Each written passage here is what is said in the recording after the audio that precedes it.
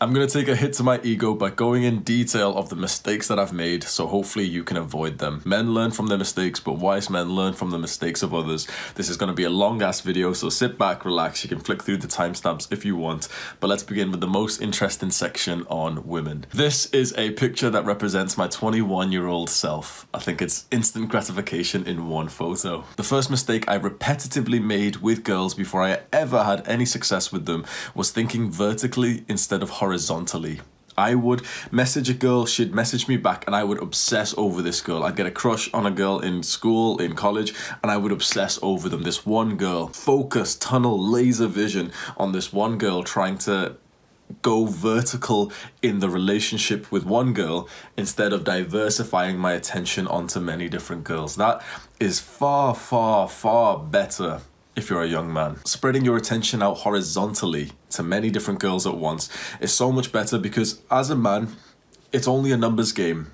Every girl that you interact with, you have maybe a 0.1% chance that something is gonna happen with them at all. So even if you're a young man right now and you want to get married, you don't want to be into the casual sex scene, fair enough. You'd still be better off thinking horizontally, diversifying your efforts into different women, because again, even if you choose the one woman who seems all good and you think vertically with this one woman before you even get to know her fully, the overwhelming chances are that it's almost going to be a waste of time compared to if you, at the same time, were getting to know 5 different other girls. Thinking vertically is how guys get heartbroken and obsessed of girls that they've never even met. It's insane to me that guys do this, and I am literally a victim of this, that I used to do this as well, that you'd obsess over this one girl. This was before you'd even been on a date with them, met them in person, but you'd just be thinking about this one girl. And that's such a weird mindset to have. It's such a weird, obsessive mindset that we guys have. This is how guys settle too early. This is how guys get attached to a girl who they shouldn't be attached to. And the issue with this, the big issue that I don't think anyone's ever discussed with you, is that women naturally think horizontally. Women think they spread out their attention horizontally onto many different guys. It's like they'll never be able to admit it for some reason because they don't consciously know what they're doing. All women diversify their attention onto like 10 different guys at once. You look through her Snapchat, her Instagram, whatever the fuck she uses, she's got like 10, 20 guys lined up right now, but she doesn't even consider them an option because she only thinks about the top guy on her list. Now, as soon as something happens to that top guy, he stops replying to her, or, you know, he does something stupid, then she's got another 20 guys because she's thinking horizontally. Women naturally have this abundance mindset and it makes them feel very confident in their options. They know for a fact that if this one guy, it doesn't happen with them, okay, fair enough, because someone who's just slightly less valuable than that top guy is right there already in her DMs. Women do this naturally, and men for some reason think that it's a bad thing to do, and it's really weird. It really pisses me off that women think that men doing this is a bad thing, but those exact women who think this are the ones who also do it. No one bats an eyelid that she has 15 guys on her Snapchat, that she's texting 10 different guys right now, but one guy speaking to 2 girls is such a thing that he's an asshole. Well, boys, be an asshole. Thinking horizontally puts you in a far better way of life. I'm telling you, as someone who was entirely a vertical thinker, who'd get obsessed over these girls, I'd get a crush, I'd come home and I'd start cuddling my pillow and kissing it at nighttime and shit. And now I'm a horizontal thinker always. And that means I am far less invested in one girl, and I have this abundance mindset, which means that when I'm with a girl, I'm not so nervous. I still get, you know, a feeling of butterflies, which is really nice, and I get that excitement to meet him, but I'm not like, all my eggs are not in one basket. So that gives me a massive feeling of confidence, which actually makes me more successful with the girl that potentially I would want to be vertical with. So again, if you're watching this and thinking, oh, it wouldn't apply to me because I don't want to have sex with many, many girls, I just want to have a relationship, this would truly help you. Because if you want to find that amazing girl that you want to go vertical with, you're more likely to go vertical with her if you've already started in a horizontal plane. I hope that makes sense. Because this is probably the most common mistake that all men seem to make. The second mistake was getting distracted from my mission. I have dated 5 girls in my life, you know, for at least a couple of months, and every single time I had dated a girl, I would get complacent, I'd get lazy. I had the mentality like, oh, I've got the girl, now I don't need to work as hard. And so many guys say this to me. I literally had a call with a young man who said this exact same thing to me. He was like, no, I don't need to do the self-improvement, the alpha improvement anymore because I've got a girlfriend now. And I told him that mindset might make you lose her, because you've got to think, not only are you f***ing up your future and you're not working on your self-improvement just because you've got the girl, but honestly, she will fucking leave your ass. And you might think, oh, but Hamza, he's a red pill. Girls won't leave just like that. They actually should. They 100% should leave you if you are not the guy that they're attracted to. That's common sense. So imagine if you're this guy who works hard, who's exercising, who's disciplined. You get with her, you get complacent, you get lazy, you're watching Netflix, you're eating junk food. You're not the same guy. You've put on 10 pounds. You've lost that confidence. You don't hang out with the boys anymore. You are not the same guy she's attracted to. So it's not a bad thing if she leaves, because essentially you've catfished her. So this is so common that guys get in a relationship, within a few months it ends because the guy loses frame. He loses everything that actually made him attractive. This hasn't happened to me. I happened to it. This isn't something that happened to me. Let me reframe that. Let me take responsibility. This is my own choices that I had to experience. I would get with a girl, I'd start dating him, you know, I'd be like proper happy and we're all close, and she becomes like pretty much my best and only friend because I'd stop spending time with other girls. I start skipping gym workouts, we start staying up late watching Netflix. Anytime I date a girl, they'd become like my official binge eating partner. So what do you think happened? I am the guy who they used to see in the club. I'd have abs, I'd have the boys around me, I'd have girls around me, I'd be going to the gym, I'd be going boxing. Suddenly, this girl comes into my life, we get close, and I'm not doing any of that anymore. I lose my abs because we're eating shit. I'm not hanging out with the boys because I'm always hanging out with her. I'm not getting any other girls, you know, pre-selection. So she loses attraction in me, as she should. She 100% should lose attraction in a guy that isn't the same guy anymore. And girls lose attraction in you even though you're committing more to them. So this is the wrong idea that we have, once again, because of vertical thinking. We think that when we start dating a girl and we get really close to them, we want to do everything with them. That makes them lose attraction in you, because committing to them wasn't what was attractive for them. They came into your life because you were committed to your purpose. You were committed to that hobby, that lifestyle that made you attractive. As soon as you commit to her, then all she has to be attracted to in your personality is herself, and she doesn't want that because she's already been with herself. She wants to be with a guy who's got other things going for him. Otherwise, it's kind of like she's dating herself. It's boring. If all you do is stuff revolving around her, she's bored. She's gonna go with the guy who's actually doing something dangerous, doing something exciting, who's setting himself challenges. So it sounds counterintuitive, but the lesson I learned from this was that spending less time with the girl and more time just doing your own thing, even if you're seriously dating a girl, is far better. The third big mistake I made was not sexualizing her, believing the good girl stereotype. This was especially in the first years of my official dating, when I was about 19, 20. I wasn't outwardly being sexual towards girls I met because I had this thing of, you know, online and in person and, you know, all the shit that you hear that you're not supposed to like sexualize the girl, whatever the fuck people say in the modern times. It's bullshit. You believe this good girl stereotype, and especially my brown boys who are watching this, you motherfuckers do this so much. You think, oh, but Hamza, she's from India, she's not like that. But Hamza, she's Pakistani and she's got Pakistani. No, bro.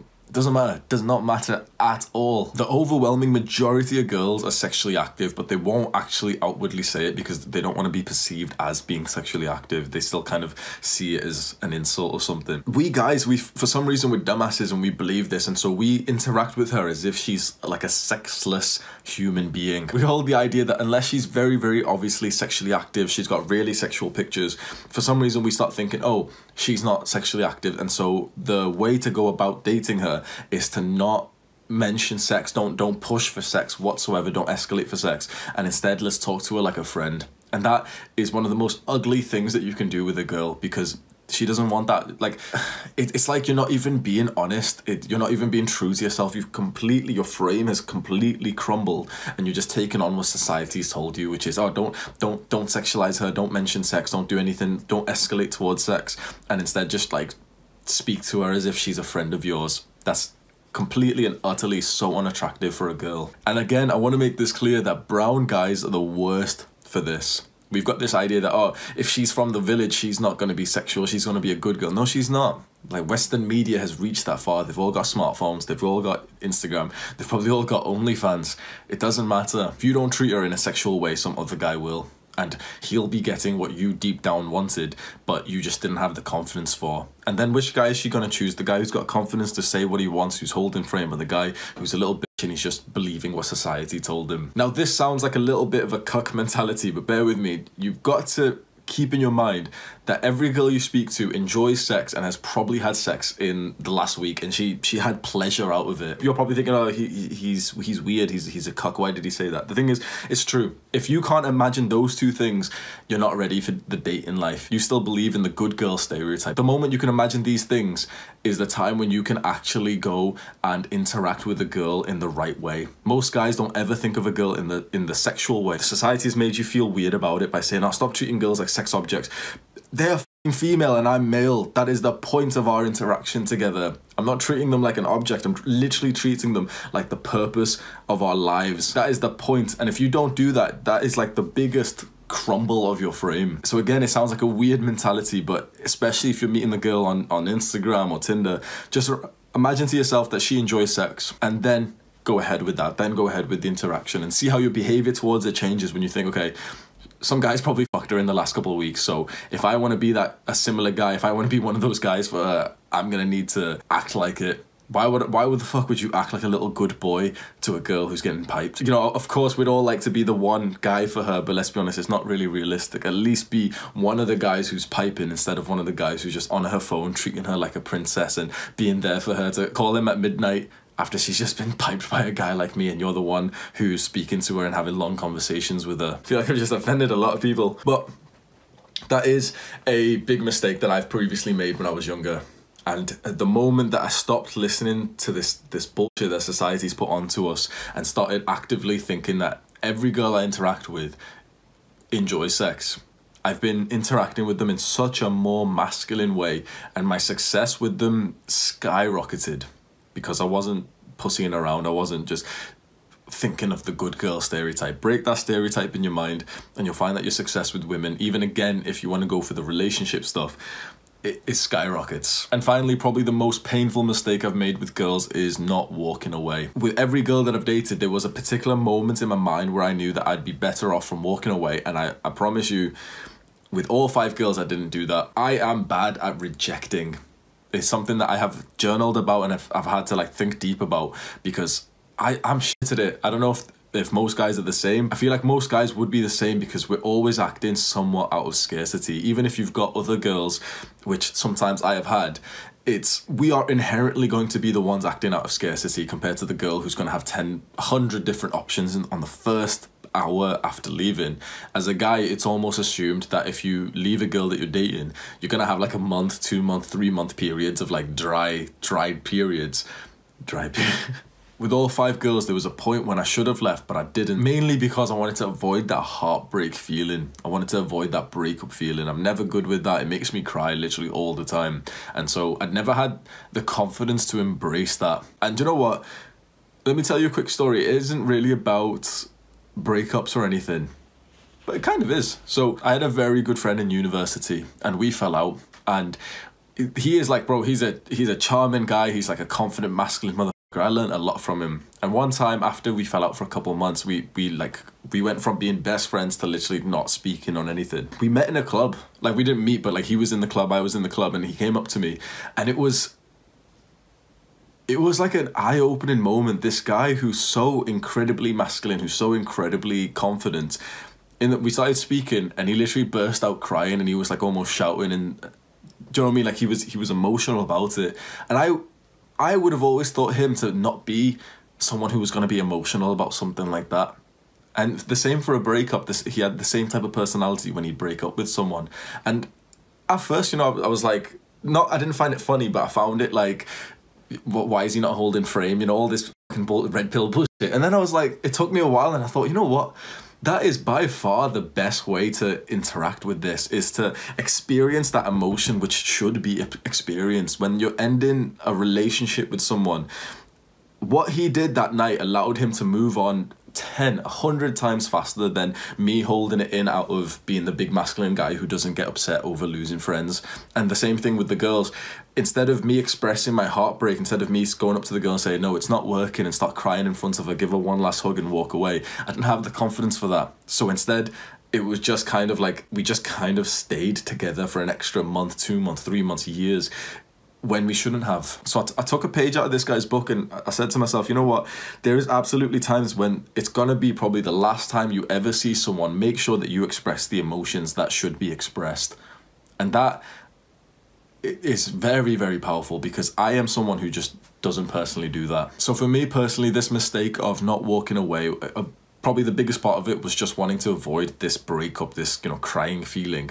Now I feel like I can overcome that, and the next time I'm in this situation where I know I should just walk away from the girl, I should break things off, I hope that I have the confidence to just do it there and then and not be scared of the emotions that come out from it. I'll be honest, I don't think that's most guys' mistake here. I think the lesson that you've got to learn for most guys is that most guys are probably going to be pretty bad at rejecting girls too. They're going to be bad at walking away, but that's most likely going to be due to scarcity of a lack of options. That's what I've seen in many guys I've tried to help, is that they've got this girlfriend right now, it's shit with her, it is trash with her, they're arguing all the time. There's pretty much no reason to stay together apart from the fact that the guy has an insecurity, because he knows that the moment he leaves, she's going to probably get a lot of attention, but he's not. And that's the issue. That acting out of scarcity keeps them together. I see this very often. I'll be honest, I've yet to see like a good relationship my age, because it's always just fucked up because of, you know, how society is, and masculine and feminine shit is all messed up. But the guy always seems to stay together and just take the brutal force of the woman who doesn't even respect him or like him, and she's swearing at him and she's arguing, and the guy stays because staying with a girl who hates him and he gets pity sex once a week is better than not getting anything at all. And it's obviously not, but this is what most guys seem to fall into. If you're watching this and anything I just said sounded a little bit, you know, it kind of hit you and you were like, wait, this motherfucker's talking about me, I want you to just sit here for a second, pause the video, and just have a minute or two of critical thinking and think, what is the advice that this guy you're watching on YouTube would give to you right now? Because if your relationship sounds like that, like your girl's arguing, you're just arguing all the time, you're not really getting any benefit apart from like the absolute minimum of a relationship, and most of the time it seems like you're arguing, it's fucking up your head, you're messing up your distraction from your purpose, it's not worth it. My biggest mistake is not walking away, and the reason why you watch this video was to learn from a man who has made mistakes so that you can overcome these mistakes. I want you to pause the video right now and think, is he talking to me right now? Should I be walking away? Section 2, drugs. Remember that first picture I had up, the instant gratification in one photo? Well, let's zoom in onto that table. There's a plastic bong over there. One of those cheap ass bongs. You put weed into it and you smoke it, and then you always get a bit of the dirty bong water in your mouth. When you're smoking weed like that, it's not even weed anymore, it's cannabis. This is the type of drug that your parents warned you about. Another mistake with drugs is something I didn't realize for a while, even though it's so common sense, is that drugs are linked to low quality friends. In my second year of university, I was regularly taking a bunch of shit, and it's such a common situation to hear about where it's just like almost crabs in a bucket. And the way that I would always put it is that you're not even friends with these people. You're literally not friends with these people. It's just that you're all friends with the substance, and the moment that the substance is gone, there's no more friendship. And that is exactly what would happen. All of these parties, all of these late nights and shit, it would be like everyone's having a sick time whilst there was still more to take of anything that we were taking that night. And the moment that it would run out, everyone starts dispersing. It was like they only came here just to take drugs together, and then they just would go home, they'd leave, and no one's truly like a friend anymore. And when I look back now, no one was really truly a friend in these situations. In my opinion, a friend is someone who will help you towards your goals. They at least know your goals. I didn't know a single person's goals in there. They didn't know mine. You'd never get to that type of conversation when it's 5 AM and you're all passing the ket and the coke and the nos. Out of all the drugs I've taken, the biggest mistake was nos. It's like nos canister. I don't know how much in detail I should actually go. When I get banned from YouTube, will my parents disown me? The lesson I want you to learn right now is that you need this mindset to know when you're consistently taking any kind of drug and it's still fun with no downsides, that is when you must quit or at least severely reduce its use. The moment that you start establishing that there's downsides to your drug use, that you're having problems with it, it's far too late. You are fucked at that point. At that point, when you can literally say to yourself that it's a problem, it's going to be an iconic moment in your life that you're literally always going to have insecurities and a lack of confidence about, and it's probably going to take you years to overcome a substance that controls you. If you're taking any kind of consistent drug right now, I'm talking to you, motherfucker. If you're taking anything and it's all good, you're saying to me, no, I can quit whenever I want, and no, it's only good, this is when you need to stop. If whatever drug you're thinking about right now, if you've been taking it more than once a week, be honest, if you have taken it more than once a week, this is when you have to stop, because this is when it's actually kind of easy to stop. All you're going to miss out on is the hedonistic, instant gratification, fun stuff. You haven't got to the point where when it feels like a problem, not only are you going to miss out on the fun stuff, but now you are actually hooked on the stuff. You've got a tolerance to it. You've got withdrawal symptoms to it. That makes it 10 times harder. If you're watching this and it's all good right now, this is when you have to stop. This is when you have to at least severely reduce it. There's so much advice and there's so much like mentalities to do it. You'd be better off speaking to someone else, or, you know, researching, spending a lot of time to research exactly what's the most efficient and effective way to quit weed or alcohol or whatever you're addicted to. The environment pretty much dictates your drug use. The mistake I made was moving and detaching away from family. In my second and third years of university, I barely spoke to them. I barely spoke to my family. At one point, I blocked them all, and I literally had the mindset that I didn't even have a family anymore. We had an argument, I left, I literally ran away from home like a little bitch, blocked them all, and then I was living life as if I didn't have a family. And I still remember it to this day, that perfectly correlated with all the bad habits that you could imagine. And there was this one day where this fucking bong on that picture, I literally hit it, and some of the bong water got into my mouth, and I had like an epiphany when I looked at it, and I was, you know, I felt disgusted because you've got like disgusting, smoky, dirty water in your mouth, so I had to like spit it out and shit. And I had this epiphany of literal crackheads, like full-on fiends who are addicted to heroin or some shit, with this type of bong underneath like a bridge, hitting it on like a cold, rainy day. And then I was like, oh my God, I looked at it and I was like, someone has made this. Like, this is a product that some company has fucking made, and what type of people have they made it for? And I was able to answer it, and I was like, yeah, the people who don't have families. There's no question about it. If there's one common trait about people who fucking hit bongs, of people who have got drug problems, is that they've got shitty families, because you don't really do drugs when you've got a nice, healthy family relationship. The moment that I got into a healthy family relationship again, drug use went straight down. But when I was far away from them, straight up. I've been in situations and nights now where in the past year or 2 years where I've went, you know, to like do drugs with people, to smoke weed. It's not even that bad, but smoking weed. And every time I can't even stop the analysis that goes on in my head. And I look at these people, I'm like, this is what happens when you don't have a close family unit. So far, it's been like 100% accurate. Every person I look at when I think about this, they don't have like that close family unit. No one with a great family with strong ties to good people overdoses on drugs. Now, someone will say, but there's this person who overdosed. They didn't have a good connection to the family. The family might have been good quality, whatever, but they didn't have a good connection to them. That's the issue. Now, some practical advice, a big lesson learned for this is, I know that it goes through the minds of a lot of young people who are either certain they're never going to do drugs, or that they might even fear that they might do it, and they're wondering what's happened. The practical advice is to try them just a few times in your life. That's it. Like literally once a year, if even that, probably less. You try MDMA once a year. You smoke some weed with your friends. That is when you will get all benefits, no detriment, and you'll have like a fantastic time that you remember for years. You still got to enjoy it at its highest. As soon as you do any kind of drug more than once, the effect it has on you goes down like by 50% straight away. So what is a good mindset is to pretty much try all of the relatively safe drugs just once or twice in your entire life. That way you get to experience it, you get to have the mindset, you know, I've done it, it was a fantastic night, but you know that, you know, it's got dangers if you take it consistently. You don't feel like you're missing out at all. You still get the nice memory to be mindful and grateful for. The issue with drugs is the consistent use and the environment that promotes it. Never make that mistake, because that will be one of the biggest mistakes of your entire life.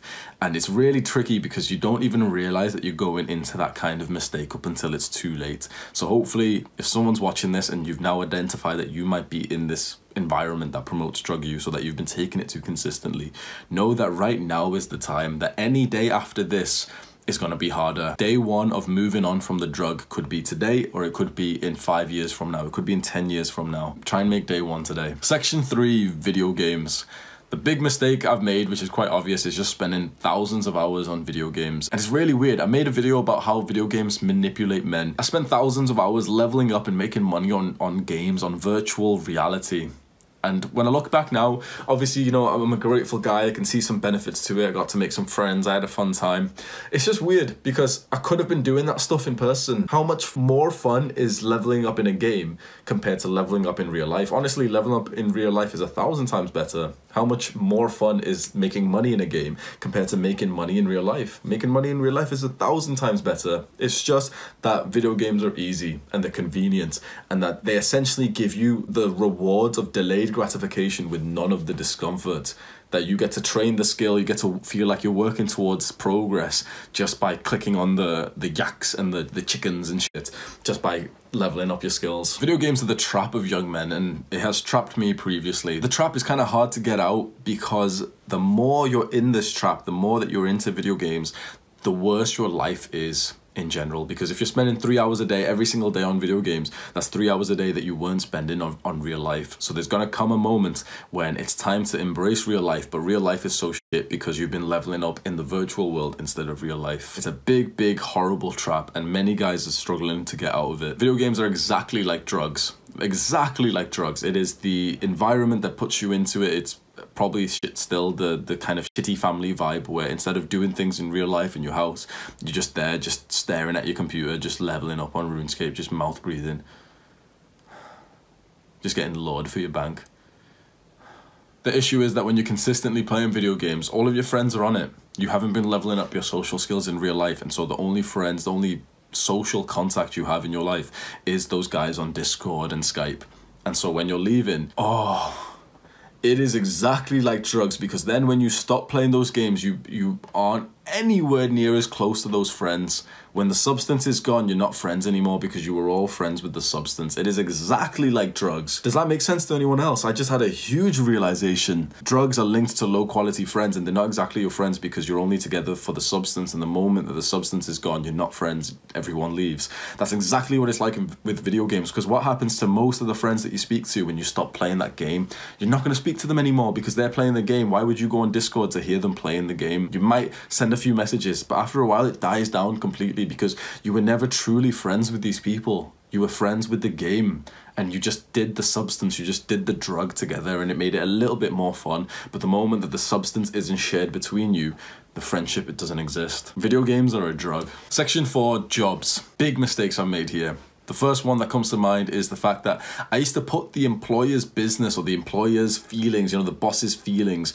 over my own health. I used to have long ass shifts, almost 12-hour shifts in a row, and it'd be exam season in uni. You know, I should be focusing. I shouldn't be even going to any kind of job. I should just be focusing. But it was like that fear of rejecting that we mentioned in the first Start With Women, that feeling of not wanting to disappoint someone, not wanting to experience the clash of something. Like, I should have quit my job during exam season in university, but I didn't because I felt like I'd be letting my boss down. And it's almost like an ego problem. It's only when you leave the job when you realize how unimportant you were.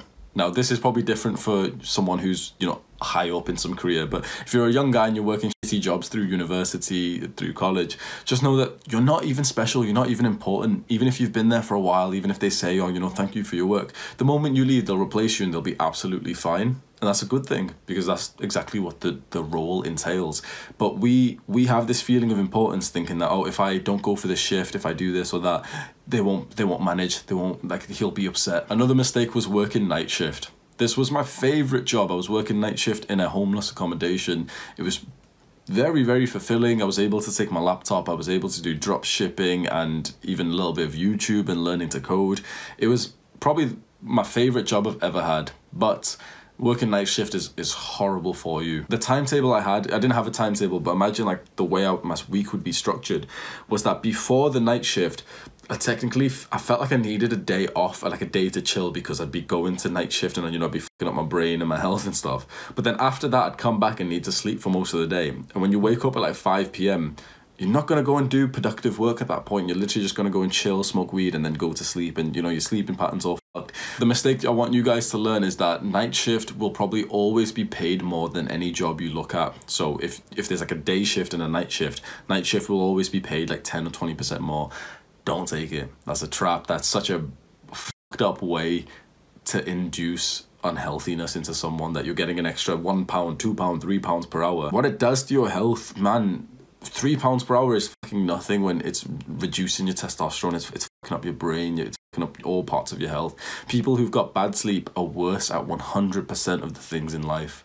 Sleep is literally like a meta skill, kind of like mindfulness, where it affects 100% of your life. It's not worth the extra pay rise. It's not even for me. In my mistake was that my pay was okay. It was £9 an hour, but it was mostly because it was such a low workload. Like for the 8-hour shift through the night, I would genuinely have to do work for about 30 minutes. The role was like desk assistant or something, but you literally just had to sit there, and if the homeless guys were coming in and out of the building, they just press the buzzer, you just pick up the phone and press the button and they'd be allowed in. So obviously that takes literally like 2 seconds to do, and just do a little bit of cleaning just before the end of the shift. So I worked about half an hour, got paid for the entire £9 an hour for all of it. I mean, just scrolling on Reddit, on YouTube, just watching Netflix, getting paid for it. So it's fantastic, but that's not worth it, man. It's not worth it at all for what it does to your muscle mass, everything of your life just gets worse when you're working night shift. Now I'm gonna mention something which isn't a mistake that I did. It's actually something, probably one of the best things I've ever done in my life, and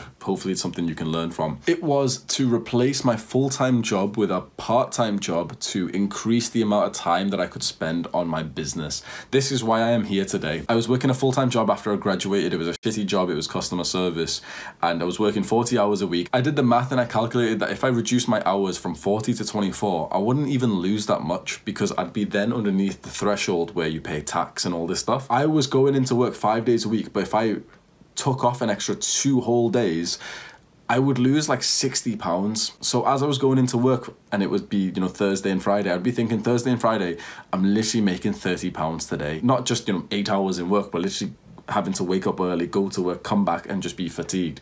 The entire day is dedicated to making £30. And even if we forget about this math and just say in general, the entire day is working to get like £60. Completely forget about income tax. Just, you know, the base rate that you should be getting. £64 is what I should be getting in the entire day, which is, that's terrible, bro. That's honestly shocking for an entire day. It's the value that I gave. It's what I deserved at the time. But in my head, I was like, why the fuck would I want instant money right now, when instead I could reduce how much income I get and set myself up for the future? That's what I did. And now my current self thanks my younger self for that. So what I did was I replaced this full-time job for a part-time job, the homeless accommodation one. And so I was only working like 2, maybe 3 days a week, 3 night shifts a week, which meant that I had a lot more time to start doing some business work. So it was the homeless job, which I really started looking into online income. I started trying so many different things.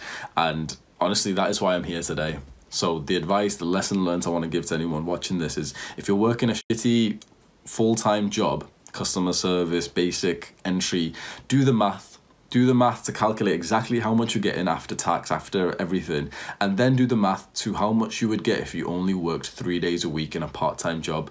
Chances are it's not going to be that much of a difference. The threshold to pay tax is usually above what you'd make in a part-time job, which means that when you work part-time 2 or 3 days a week, you pretty much keep all of the money that you make. So for me, it was literally the difference of like £30, £60 for the entire week of switching, and that allowed me to actually make some good progress in these online projects. The final mistake in terms of jobs was living in the city just to go to work in the city.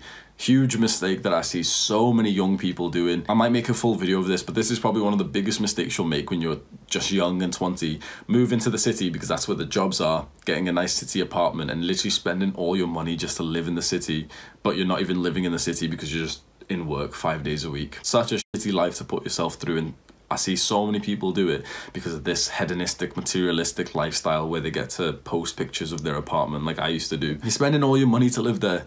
Best case scenario by far is to become grateful for your parents, to patch up the relationship for the reason that you feel like you can't be with them. Then someone will say, but okay, but I want freedom. When someone says that, it literally, I almost lose respect for them, because I'm like, okay, don't speak to me like a little bitch, tell me the truth. It's not freedom, it's just that you want to fuck girls from Tinder. That's most of the reason why you don't want to live with your parents right now. If you're a young guy, let's be honest, most of the reason is because about dating. And I'm telling you right now that you can have the relationship with your parents where that can become absolutely fine. And you might say, oh, logistics and whatever, but you can do it. And the amount of time that you save, the amount of brain power that you save means that when you live at home with your parents in your young 20s, you've got like virtually no expenses. I spend £100 a month on myself on like just random stuff that I need to buy, and I give £100 to my mom that she goes and like buys food. My monthly expenses are £200 compared to probably close to 1,000 when I was living in the city. And everyone will say, but you can spend less if you live in the city, you can be frugal. I don't believe so. If you're working a job which you're not really happy with, which most people aren't, and you're living in the city, what's gonna happen is that you're automatically gonna spend more money due to lifestyle inflation. You're gonna come home, and even though you've been doing the cheap food shop at Aldi, you're just gonna go and buy the food delivery on Deliveroo. There's £30, but it made you happy because you just came home from work, and then you're gonna buy the weed, and then you're gonna go out to the Odeon or the restaurant or some shit. You're gonna be spending a lot more money. Realistically, living in the city in the UK, realistically is about £1,000 a month. Of course, you can save it and live very frugally and shit, but if saving is the key to wealth, shut up, bro. If you're living in the city right now because you're working in the city, it's probably not worth it. It's really it's definitely not worth it if you're a young person, if you're younger 20s and you can actually live at home, because you can make money on the internet. It's honestly not that difficult. And imagine if you had no expenses, you came home and you literally didn't even need a job because you just had almost no expenses. That means that you can literally have the runway to go and do your business, to actually start the business. That's exactly what I did. Moved back home, even though, you know, I was in the city for years and I had the job there.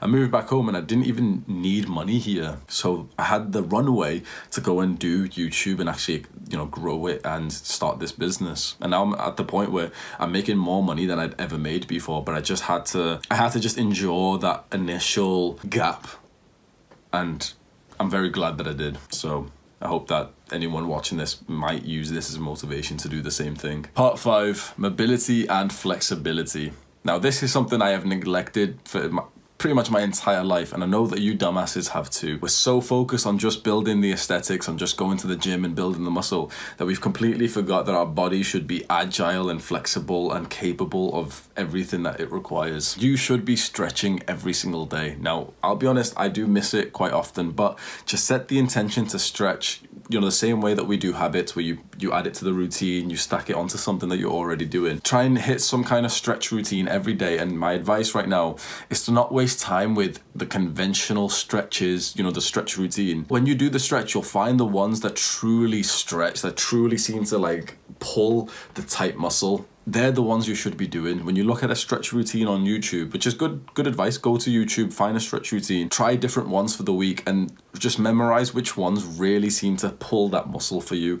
You'll find that 80% of the ones that you try, you won't even feel in where you wanted them to feel. That's the mistake that I made, was that for about a month or so, I was just following random routines, yoga and all this shit, and none of it really did anything because I was just following the complete routine that someone had gave. Now what I do is I know, because of that experience, because I've tried so many different ones, I know which ones truly seem to hit the spot that I want them to hit. So make sure you do that. This should be a daily habit, because the confident body language that comes from stretching, from flexibility, is fantastic to have. And what I've learned, which I want you to have, the mindset is that you've got to start doing this before you actually experience the problems of bad flexibility, of bad mobility. Most people won't do any of this up until they have back pain or stiffness, and then they'll be like, okay, let's look at some stretches. No. The whole point is that you never want to experience back pain or bad flexibility in your entire life. So start now when you don't have the problems of this. Now, my mistake I made with flexibility and mobility in terms of my weightlifting training was that I would do exercises like the squat just because it was the conventional exercise to do, but it was never good for me. You've got to really do it intuitively. When you hear advice online, you've got to go and try it and see how it feels for you, see if it works for you. And so for a while, and every now and then I'd go and try and squat, and it would always just hurt my knees. And I never wanted to be that guy who said, oh, I don't squat because I've got knee problems, because the internet culture makes those guys seem like little bitches. So I used to just suck it up, just do it anyway. And it made my knees worse. I've got flat feet, which means that my ankle mobility is absolutely trash. And so this right there is an area of focus for me. I want you to take a second right now. What is actually your mobility problem, your flexibility problem? Because it's going to be different to me. And I want you to just identify exactly where it is that you've got the weak spot. And if you don't know, that's something to find out. Now, I'm gonna have a full length video of my body transformation. I'm gonna literally explain every mistake made, lesson learned, everything that I've done in terms of building this body. So I'm not gonna mention the resistance training or building muscle mistakes in this video. Section 6, not caring about health. A huge mistake that I've made. I am truly lucky and grateful that I have not experienced the detriments to the shitty mindset that I've had about health, where I never thought about health in my life. And I know that most young dumbasses watching this are in the exact same position. I've been drinking and eating shitty food for many, many years. I had a binge eating problem. I'd eat low quality sugar because, you know, the if it fits your macros bullshit. And I've already covered that in a previous video, but the mistake here was just never really thinking about health, because when you're a young guy, you don't even know what health is unless you've had a very close relative who's relatively young have some kind of health problem. You won't really have such motivation to even think about it, because right now the thing that you do think about is the aesthetics. It's not the physical health. The issue with this is that this is truly delayed gratification.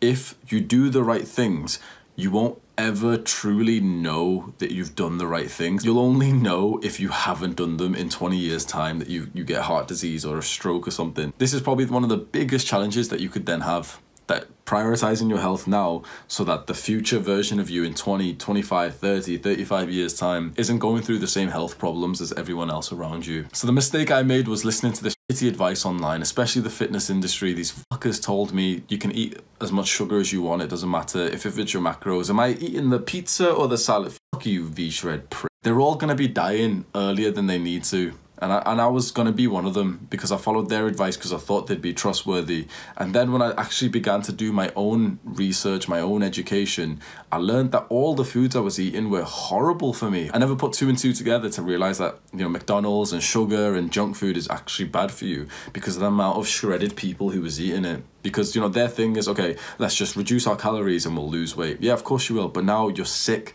You're literally sick. You've lost body fat, but now you've got visceral fat. The full video, you should really watch it if you don't really know what I'm talking about. Right now, click on it. The lesson I learned, and I really want you to take this, is that the moment I started getting my own education on these things, on health, was the moment that it all improved for me. This is so, so important. I tell it to everyone. You will not make significant progress in your physical health or your mental health unless you specifically take the time, half an hour, 1 hour per day, to literally go on your computer and research it. Go and research about diet. Go and research about why sugar is bad for you. Go and research about mental health and how to improve it. Go and research about your physical health, about mobility, everything. You need to spend some time educating yourself because no one else is going to do it for you. And therefore, a mistake I had was I kind of knew I had a bad mental space. I knew that I had mental health problems. I knew that I had anxiety for a long time.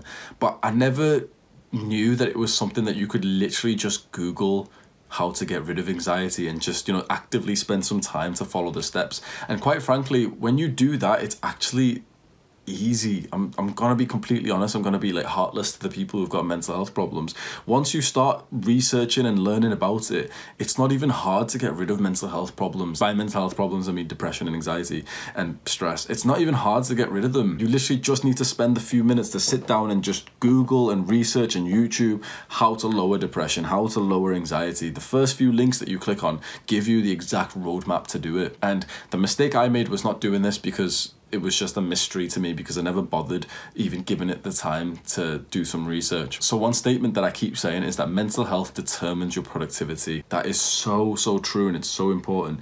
Your productivity is going to be shocking if you've got mental health problems. And most people seem to have at least mild depression. That means that your productivity, your brain power is just nowhere near its peak potential. So I would try and do those businesses and, you know, the drop shipping and stuff I was trying to do a while ago. I'd be trying to do that work with poor mental health, and I would struggle so badly. I'd literally end up doing less than 2 hours of work per week. I remember I still used to write it in my journal of how much I did, and, you know, I'd be trying to track it and stuff. When your mental health is bad and you don't make it a priority, like the mistakes I've made, you just don't get anything done. You have to focus on mental health first, give it a couple of weeks, truly level it up, and then you'll find that your productivity and everything else skyrockets. Section 7, accountability. One of the most important parts. Every single time that I set a goal or a challenge for myself and I knew that I was about to fail it, for example, you know, I set the new diet and I started eating shit, I would drop it from my mind straight away. I would never remain accountable for it. And this is why I'd never made significant progress in my life.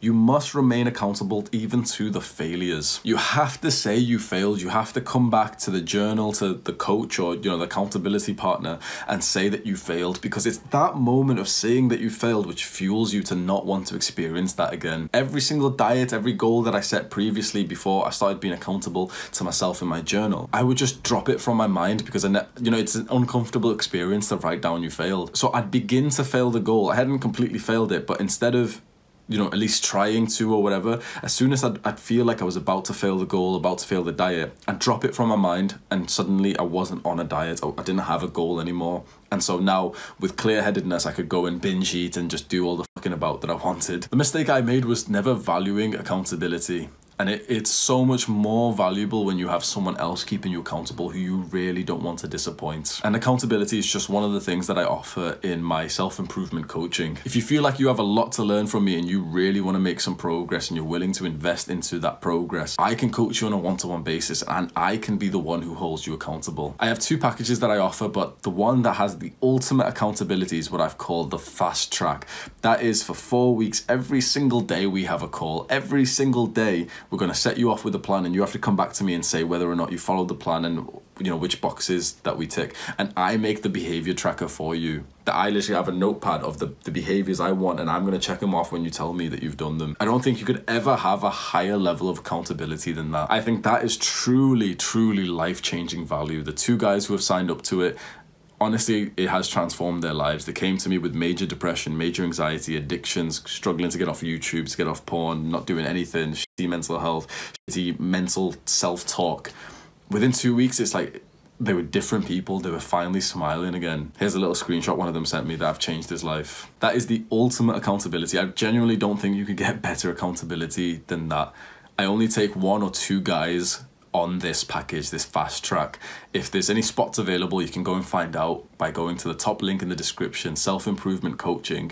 Go on there, check if it's available. And if you think that this could change your life, if you think that that's worth it, claim your spot and check out before you miss out. So you've watched the video and you've learned all of my mistakes. Do me a favor and now comment below one of your mistakes. Hopefully something that either I can learn from or something that some other guy who's reading the comments can learn from. Scroll down to the comment section right now and write a comment, just a sentence of the mistake that you've made. If you like this video and you want to see more videos from a somewhat unconventional small YouTuber, I talk about young men's self-improvement. Scroll down, hit the subscribe button right now, turn on the post notifications, you'll get a message for my next one. As I mentioned, I do self-improvement coaching.